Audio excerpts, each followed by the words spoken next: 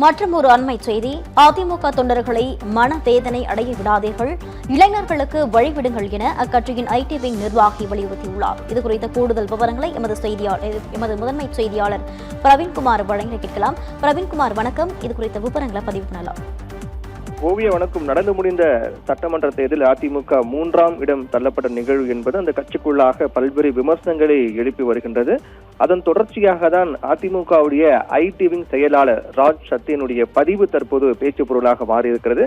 அவர் மிக முக்கியமான விடயத்தை குறிப்பிட்டு அதிமுக வருங்கால இளைஞர்களுக்கு வழிவிட வேண்டும் என்று குறிப்பிட்டிருக்கிறார். அந்த மிக முக்கியமான விடயம் என்பது தஞ்சை கிழக்கு மாவட்டத்தினுடைய அதிமுகவுடைய வர்த்தக அணி இணை செயலாளர் பூக்கடை மகேந்திரன் என்பவர் உயிரிழந்திருக்கிறார். அந்த நிகழ்வை குறிப்பிட்டு அவர் அதிமுகவில் இளைஞருக்கு வழிவிட வேண்டும் என்று குறிப்பிட்டு பேசியிருக்கிறார். அதாவது அந்த பதிவில் அதிமுகவினுடைய வளர்ச்சிக்கும் ஒற்றுமைக்கும் எதிராக நடந்த செயல்களால் கடந்த சில தினங்களாகவே மிகுந்த மனவேதனை அடைந்த தஞ்சாவூர் கிழக்கு மாவட்ட அதிமுக வர்த்தக அணி இணை செயலாளரும் முகநூல் பக்கங்களில் கடுமையாக கழக பணி ஆற்றக்கூடிய கே பூக்கடை மகேந்திரன் அதிமுக மீண்டும் வலிமையோடு எழுந்து வர வேண்டும் என்ற கனவோடு தன்னுடைய இன்னுயிரை மாய்த்துக் கொண்டுள்ளார் என்றும், தேர்தல் தோல்விகளில் இருந்து மீண்டு வருவோம் என்ற நம்பிக்கையோடு உழைக்கக்கூடிய அதிமுகவினருக்கு எதிரான சிலருடைய நடவடிக்கைகளால் இன்று ஒரு தூய தொண்டரை நாம் இழந்திருக்கின்றோம் என்றும், இது அதிமுகவிற்கு ஈடு செய்ய முடியாத பேரிழப்பாகும் என்று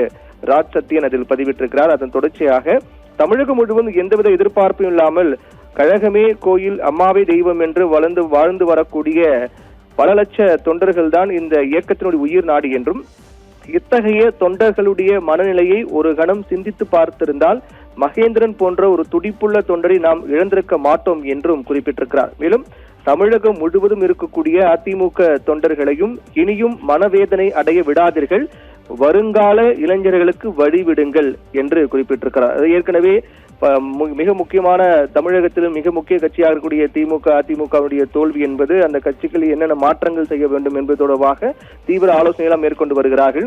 அதிலும் குறிப்பாக திமுக பொறுத்தவரை அடுத்த தலைமுறையிடம் திமுகவை கொண்டு சேர்க்க வேண்டும், வளர்க்க வேண்டும் என்ற அடிப்படையில் ஜென்ஜி மீட்டப் என்ற பெயரில் எல்லாம் கூட தன்னிச்சையாக இளைஞர்கள் எல்லாம் ஜென்ஜி தலைமுறையெல்லாம் சேர்ந்து கூட்டங்கள்லாம் நடத்தி வருவதை நாம் பார்க்கின்றோம்.